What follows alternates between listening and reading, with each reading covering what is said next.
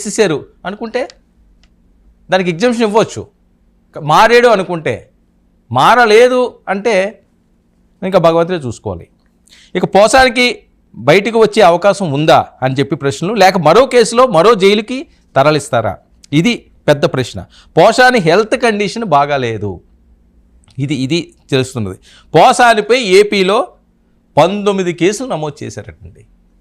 ఇంకా 2-3 నడుస్తున్నది, ఇంకా 16 ఉన్నాయి. అదే టెన్షన్ ఇప్పుడు ఆయనకి. ఇంక నేను బయటకు వస్తానా రానా అన్నది. సరే, మాది అక్రమంగా పెట్టారా సక్రమంగా పెట్టారా అని కోర్టులు చూసుకుంటాయి. అక్రమంగా పెట్టినంత మాత్రాన కోర్టులు బెయిల్ ఇవ్వడం మానేవి కదా. 19 కేసులు అక్రమంగా పెడితే మరి 19 కేసుల్లోనే బెయిల్ ఈజీగానే వచ్చేస్తుంది. కానీ అక్రమంగా కాదు, సక్రమంగానే పెట్టారు అన్నట్టుగా పూర్తి ఎవిడెన్స్తో ఇస్తున్నారు అని.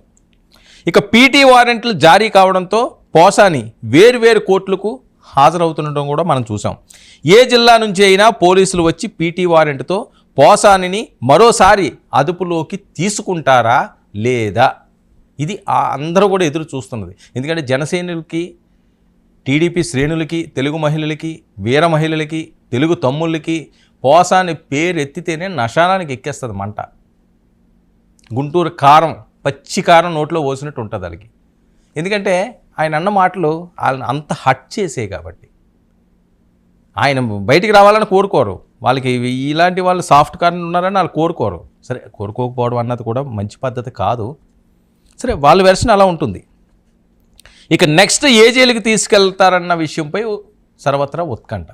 ఈ బెయిల్ వస్తున్నదని ఆనందపడాలో, ఇక్కడి నుంచి మళ్ళీ ఎక్కడికి తీసుకెళ్ళిపోతారో, ఏదో కొద్ది అలవాటు పడ్డ ప్రయాణం ఉంటుంది, ఎవరో పరిచయం ఉండొచ్చు, మాట్లాడవచ్చు. ఇక్కడి నుంచి ఇంకో దాన్ని షిఫ్ట్ చేసేస్తుంటే అది ఎలా ఉంటుంది, ఇప్పుడు ట్రాన్స్ఫర్లు అయిపోతుంటారు అనుకోండి. ఒక దగ్గర ఒక 2-3 సంవత్సరాలు పనిచేస్తే ఒక కుటుంబంలాగా 10 మంది కలుస్తారు, ఏదో లంచ్కో డిన్నర్కో సరదాగా మాట్లాడుకోవడం, టీ తాగడము, వాళ్ళకి ఏమైనా అలవాట్లు ఉంటే అదేదో చేయడం అవుతుంది. ఒక ఫ్యామిలీలా కలుస్తుంటారు. కానీ వారానికి ఒకసారి మారుస్తుంటే ఎవరు మన దగ్గర ఉండరు. ఓ కన్ఫ్యూజను, ఏంట్రా బాబు ఇది, ఇలా మొఖాలు పరిచయం అయ్యేసరికల్లా ఇంకో దగ్గరికి వెళ్ళిపోవాలి, ఇలా పరిచయం అయ్యేసరికి ఇంకో దగ్గరికి వెళ్ళిపోవాలి. అదే పరిస్థితి ఈరోజు ఉంది అని. అలాగే మరి ఇంకెన్ని తిప్పుతారు అన్నది. ఇక ఇప్పటికే కర్నూలు, గుంటూరు జైళ్ళకు తరలింపు.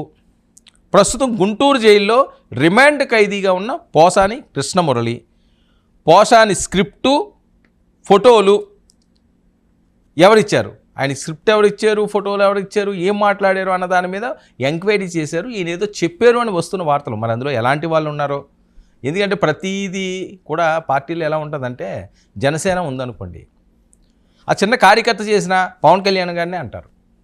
ఇప్పుడు పోసాని చేసిన జగన్మోహన్ రెడ్డి గారిని అంటారు. జగన్మోహన్ రెడ్డి గారికి అంత ఖాళీ ఉండదు. ఆయన ఏదో స్వస్థస్థాలతో రాసేసిన ఇలా తిట్టవయ్యా పోసాని అని చెప్పడు. ఆయన ఎవరితోటి పెద్దగా మాట్లాడే పరిస్థితి ఉండదు. ఆ కేడర్లో ఉన్న వాళ్ళు పెద్దవాళ్ళు ఎవరితోటి ఆయన మాట్లాడతారేమో, ఏమైనా ఆర్డర్లు ఇస్తారేమో తప్పించి ఎవరు పడితే వాళ్ళని తీసుకొచ్చి సీఎం స్థాయి వారు స్క్రిప్ట్ ఇస్తారంటే ఎవరు నమ్ముతారు? కానీ జరుగుతున్న ప్రచారం ఏంటి, జగన్మోహన్ రెడ్డి గారు స్క్రిప్ట్ ఇచ్చేసారని చెప్పారు. ఈ జగన్మోహన్ రెడ్డి గారు ఎందుకు ఇస్తారంటే, చంద్రబాబు నాయుడు గారు స్క్రిప్ట్ ఇచ్చి మాట్లాడమంటారు అధికార ప్రతినిధుల్ని. సో అవన్నీ కూడా ఏదో ఎవరికి నచ్చినట్టు వాళ్ళు మాట్లాడే పరిస్థితి. కానీ సరే, ఎవరో అయితే ఉంటారు.